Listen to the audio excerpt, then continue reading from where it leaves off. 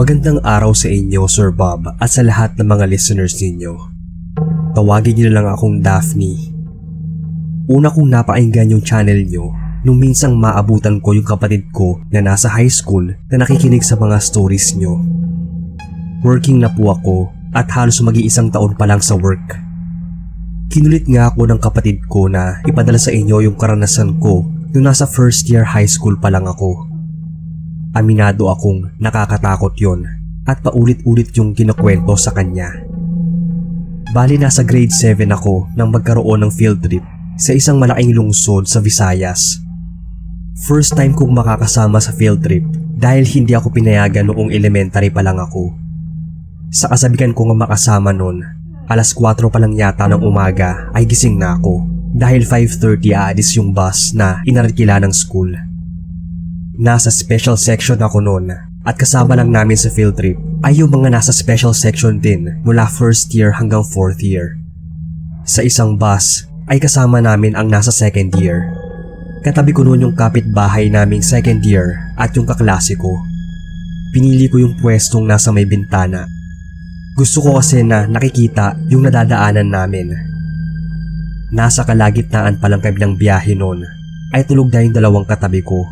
Samantalang hinawi ko noon yung kurtinang nakatabing sa bintana at pinagmasdan ko yung nadadaanan naming tanawin. Medyo may kadiliman pa noon dahil maaga pa, kaya nakasandal lang ako sa bintana at pinilit kong makaidlip. Kaso lang, bigla akong napatuwid ng upo noon nang may makita ako sa labas. Isang babaeng nakatayo sa gilid ng kalsada. Nung una ay hindi ko yun pinansin dahil normal lang naman ang may mga nag-aabang na sasakyan sa tabi ng daan. Ang hindi lang normal ay mag-isa lang siya at may kadiliman pa. Delikado at nakakatakot para sa isang babaeng parang nasa college pa lang noon. Kapag naaalala ko yun ay may munting kilabot akong nararamdaman. Kasi kung ako yun ay tiyak hindi ako makakatagal sa kinaroroonan nito. Pero mas lalo akong nangilabot noon, Sir Bob, dahil nang mapadaan kami sa madilim na bahagi, nakita ko ulit yung babaeng yun. Parehong damit at kulay nito yung suot ng babae. Kaya nagtaka ako kung paanong nangyari yun. Inisip kong baka nagkamali lang ako nang nakita at ibang babae yun. Kaya tinignan ko yung suot nito. Pero inantok na talaga ako noon at naidlip na nga. Nagising na lang ako nang huminto yung bus. Agad akong napatingin sa labas. Medyo maliwanag na nung mga oras na yon. Kaya huminto yung bus dahil may aksidente pala sa unahan. Parang isang owner type jeep na nahulog sa may kalaliman ding bangin. Hindi kami pinababa nun at inabot yata kami ng almost 30 minutes bago nakausad. Sabi ay may mag-anak daw ang sakay nun at ang napuruhan ay yung dalagang anak. Tumilapon daw yon at nabagok. Nang madaanan namin yung sasakyan ay UP ang harapan nito. Medyo humihilap pa nga yung tiyan ko nang tumingin doon.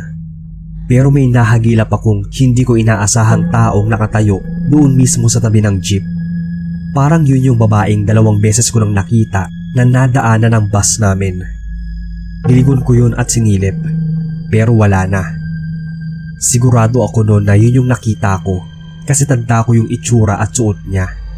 Ganoon din yung kulay at disenyo ng damit. Iisipin ko sanang baka nakikiosyoso lang. Pero parang imposible namang andoon siya agad at mag-isa na lang siyang naroon. Habang naglilibot kami sa mga lugar na pinupuntahan namin, ay paminsan-minsan ko itong nakikita. Bigla na lang siyang nagpapakita kung saan. Tapos, pag nalingat ako, ay biglang mawawala din. Akala ko nga noon ay namamalikmata lang ako dahil hindi siya mawala sa isip ko. Pero isang beses, nung nasa museum kami, kitang-kita ko talaga yung babae na nakatayo sa isang sulok. Hindi ko maaninag yung itsura nito, para kasing blanco yon.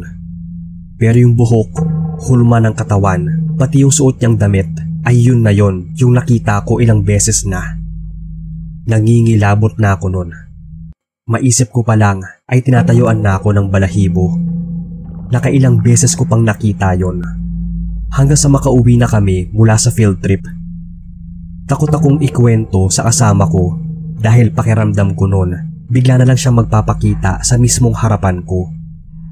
Doon na nag-sink in sa akin na yung nakikita kong babae ay hindi pangkaraniwan kundi isang multo na paggala-gala. Aware naman ako nung mga panahon na yon na medyo sensitive ako, na nakakakita talaga ako. Pero unang beses yun na nangyari na paulit-ulit kong nakita yung babaeng multo. Mga ilang araw din ang lumipas bago ko nalaman na yung babaeng nakita ko ng ilang beses habang nasa field trip kami ay yung dalagang namatay dun sa aksidente.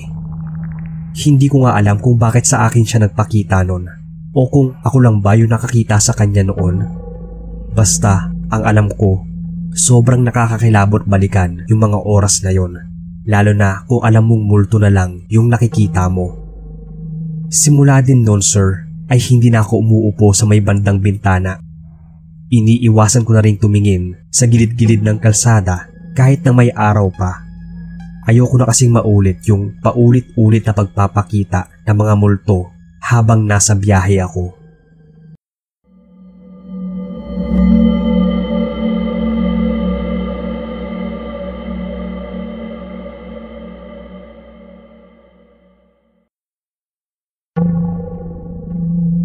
Hello po sa lahat.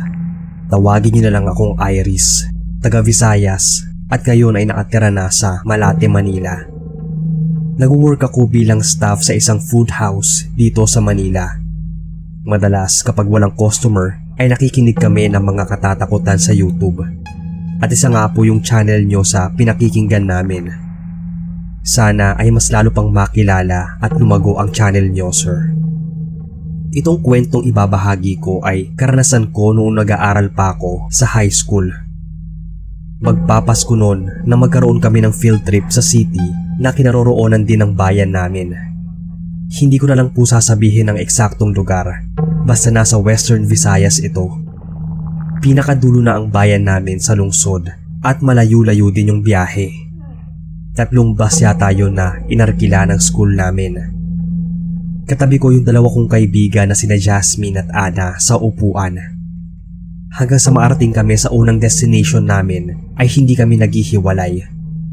Isang factory ang una naming pinuntahan. Sunod ay isang university naman.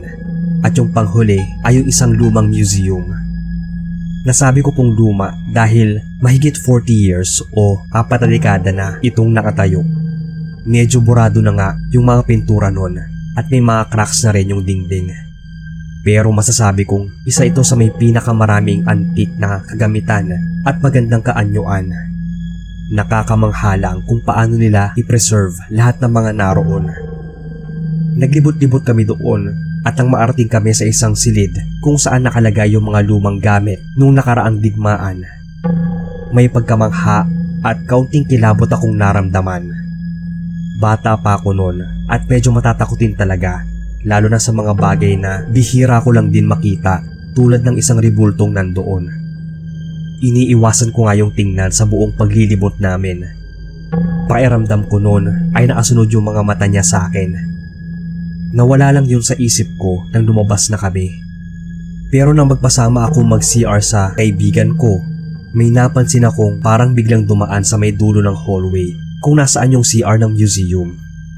Hindi sana ako magre-react kung yung nakita ko ordinaryong tao o normal na tao lang.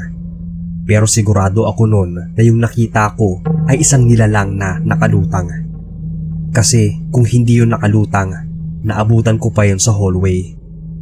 Napakabilis lang noon dumaan at hindi yun nakita ng 2 friends ko kahit pareho lang kaming naatigin sa unahan. Ang napansin ko pa noon ay parang hindi pamilyar yung suot nito. Nakabarot saya siya na kulay itim pero wala itong suot na pangyapak.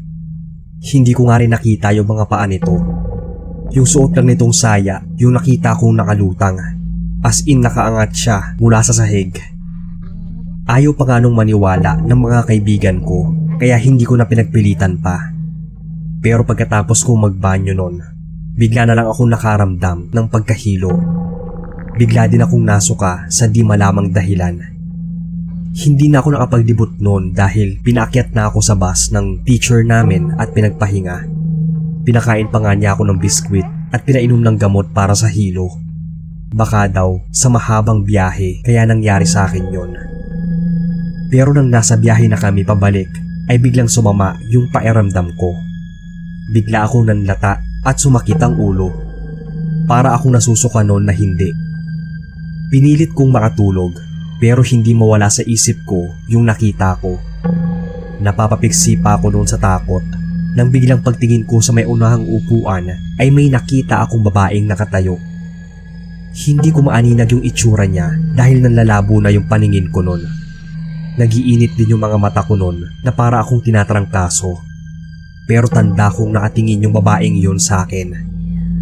Nawalan na ako ng malay noon dahil sa sobrang panghihina at takot din na naramdaman ko. Lalo na nung makita akong papalapit sa akin yung babae.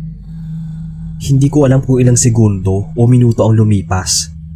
Pero unti-unti nung luminaw yung paningin ko. Nakita ko na naaagnas yung muka ng babae.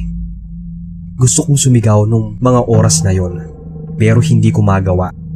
Kaya naramdaman ko na lang na muling nagdidilim yung paningin ko. Hanggang sa naging blanco na ulit ang lahat. Nang magising ako, hindi ko sigurado kung totoo ba yung nakita ko o nanaginip lang. Paulit-ulit kong nakikita yon kahit nasa bahay na ako, pero agad ding nawawala. Ang sabi ni Mama ay bigla na lang daw akong nawawala ng malay. Nagkaroon din ako noon ng mataas na lagnat. Ilang beses pa nga akong dinala sa ospital noon. Pabalik-balik pa rin yung lagnat. Kaya pinatingnan na ako ng parents ko sa isang manggagamot dahil medyo naniniwala din sila sa ganon. Ang sabi ng manggagamot, may nagambala daw akong isang ligaw na kaluluwa. Sinusundan na raw ako nito kahit saan at ayaw nitong tumigil hanggat hindi nakukuha ang gusto. Ewan ko, yun lang ang naalala kong sinabi nung manggagamot. Hindi ko nga alam kung paano ko siya nagambala. Ang naaalala ko lang, pagkatapos kong makita yung babaeng nakalutang doon sa lumang museum, ay sinundan ko yon. Pagkatapos kong magbanyo, ay kinuwento ko yun sa mga kaibigan ko at nagtawanan lang sila. Nilibot namin yung pinuntahan noon at wala na akong nakita. Ang naisip ko, di kaya naistorbo ito nung nag-ikot-ikot kami para hanapin siya. Kaya siguro siya na mismo yung kusang sumama sa akin. May ginawa pa yung manggagamot noon para hindi ko na muling makita pa yung multo o ano pang nilalang at elemento yon. Binigyan niya rin ako ng pangontra. Simula rin naman noon ay hindi ko na muling nakita pa yung babaeng nakaitim na saya na una kong nakita doon sa lumang museum. Hanggang dito na lang po sir ang kwento ko.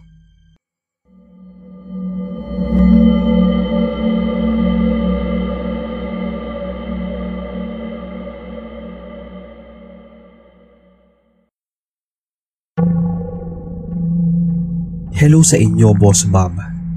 Tawagin niyo na lang akong Luisa, 33 years old, taga Cavite, pero working dito sa Makati ngayon. May kapatid ako na itago na lang natin sa pangalang Malu. Mas matanda ako ng 3 years kay Malu. Kaya nung nasa 4th year ako, siya naman yung nasa 1st year sa secondary. Isa sa naging problema noon ng mga magulang ko ay yung pagiging sakitin ni Malu. At isa pa, kapag nagkakasakit siya ay kung ano-ano ang sinasabi niya at nakikita na para siyang sinasaniban. Kaya nang magkaroon ng field trip yung school namin ay sa akin pinatabi yung kapatid ko sa bus. 12 years old pa lang siya noon at 16 naman ako. Kung tutuusin ay bata pa talaga siya. Voluntary sa buong year ang field trip at gustong-gusto talaga niyang sumama. Ako naman, ang habol ko ay yung extracurricular points. 4 doon yung pupuntahan naming lugar. Yung paggawaan ng mga juice, explorarium, university at amusement park. At nang pauwi ay dumaan kami sa isang mall. Hindi ko hinihiwalay yung tingin ko kay Malu. Maya't maya ko siya hinahawakan sa kamay. Walang nakakaalam ng mga nangyayari sa kanya maliban sa amin at sa malapit naming mga kamag-anak. Maayos naman siya sa unang 2 lugar na pinuntahan namin. Pero nung nasa isang university na siya ay bigla siya naging balisa. Siya na yung mahigpit na humahawak sa braso ko at parang may iniiwasan siyang tingnan. Lalo na nung andoon na kami sa isang room na tinatawag nilang science lab. Napansin kong napapapikit siya at bumabaon yung kuko niya sa balat ko. Tinanong ko siya kung anong nangyayari sa kanya. Umiiling-iling lang siya noon na parang takot na takot. Panayaya niya sa akin na lumabas na kami. Kaso lang ay nakabantay naman yung mga teachers namin. Sinabi ko sa kanya na pumikit lang hanggang sa matapos yung introduction ng isang teacher na nagsilbing tour guide namin. Nung lilipat na kami sa ibang room ay bigla na lang kumisay-kisay noon si Malu. Hindi agad ako nakakilos noon sa sobrang pagkabigla. Dinaluhan na siya ng ibang students at teachers noon. Habang ako noon ay naatitig lang sa kanya. Shock na takot ako sa anong pwedeng mangyari sa kapatid ko, pero hindi ako makakilos. Alam ko na kasi kung anong nangyayari sa kanya. Sinasapian siya. Akala nila ay inatake lang siya ng epilepsy noon. Pero alam kong may nakita siyang kakaiba dun sa science lab pa lang. Pero ayoko nang gumawa ng eksena. Saka lang ako nakakilos noon nang yugyugin na ako ng classmate ko. Nataranta kong dinaluhan si Malu. Agad ko siyang sinuotan ng dala kong rosary. Naasanayan ko ng bitbitin yon kahit saan, lalo na kapag kasama ko yung kapatid ko. Isa din kasi yon sa proteksyon niya. Hindi sila makapaniwala na sa dami nilang pumipigil sa kanya ay nagagawa pa rin niyang makapalag nun. Pero nang isuot ko sa liig niya yung rosary at sinimulan ko siyang dasalan nun, bigla siyang napahinto sa pagpalag. Nagsipagdasal na rin yung ibang kasamahan naming naroon.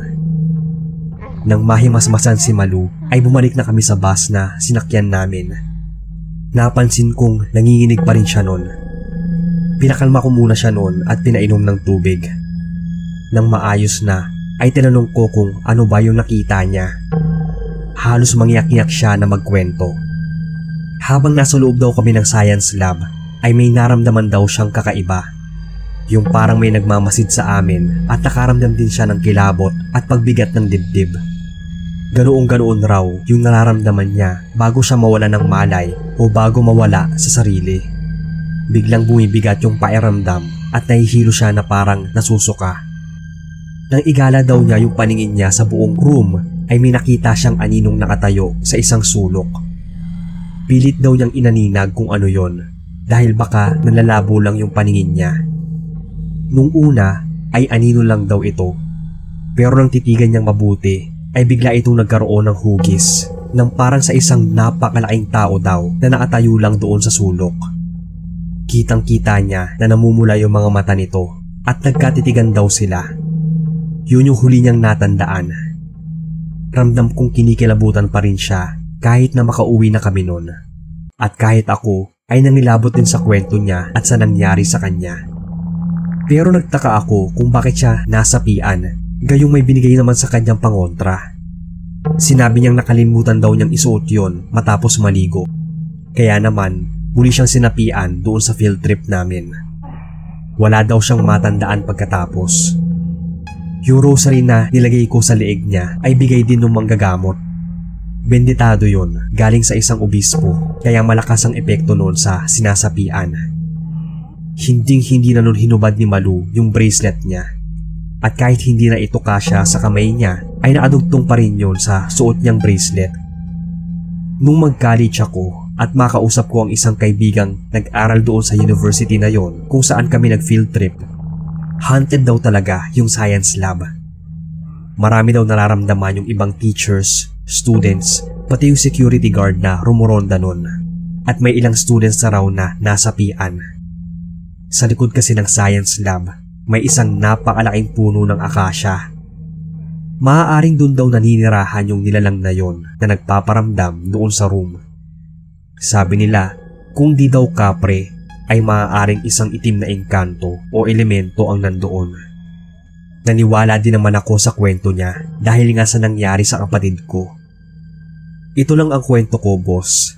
Sana ay mabasa ninyo.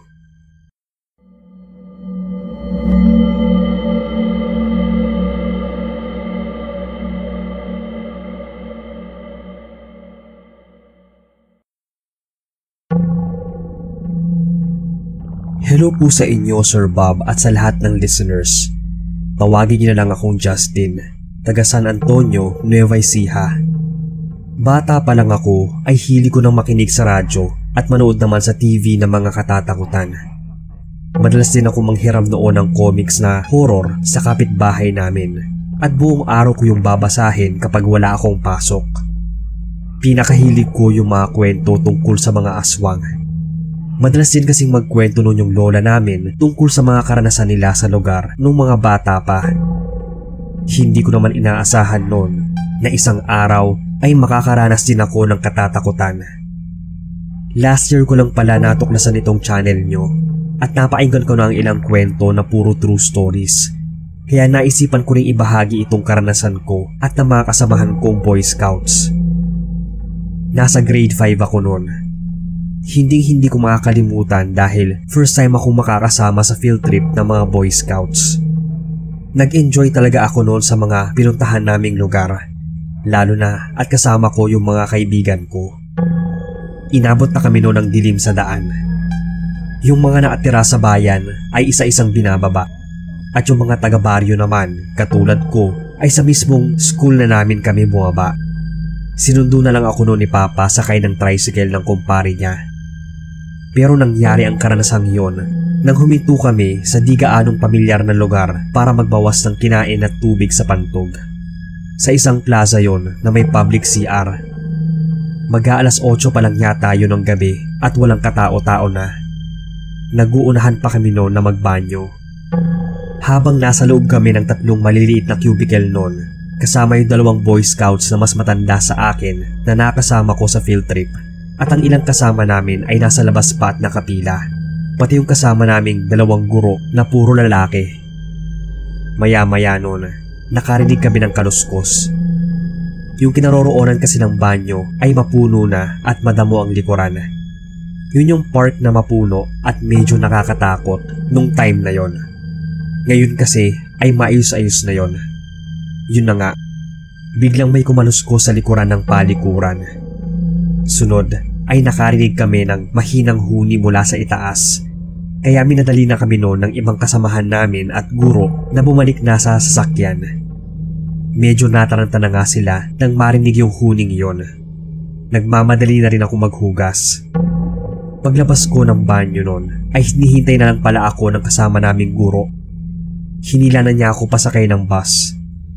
Narinig pa namin noon yung mabilis na paggalawan ng mga sanga ng puno at may hinang kalusko sa may damuhan. Nang nasa bus na kami at mapaandar na, nakarinig pa kami noon ng pagbagsak ng mabigat na bagay mula sa bubong ng bus. Ilang minuto ring nag-iingay yung nilalang na yon sa taas. May kakaluskusin nito at minsan ay para itong patalon-talon pa. Nang medyo makalayo na kami, ay bigla rin tumigil yung ingay sa bubong. Pero bigla namang napahinto ng bus na sinasakyan namin. Bumusina ng bumusina yung driver.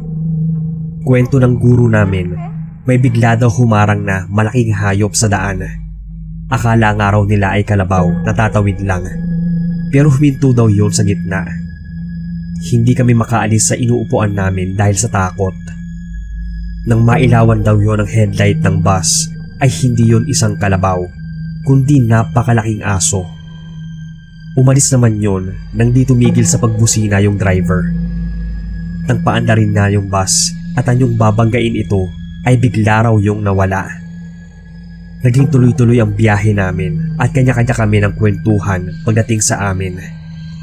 Buti na lang at walang masamang nangyari. Nasisiguro daw nilang aswang yung nakita at humarang sa amin noon. Nagkataon lang din siguro na doon kami huminto sa lugar kung saan naman ito naglilibot-libot.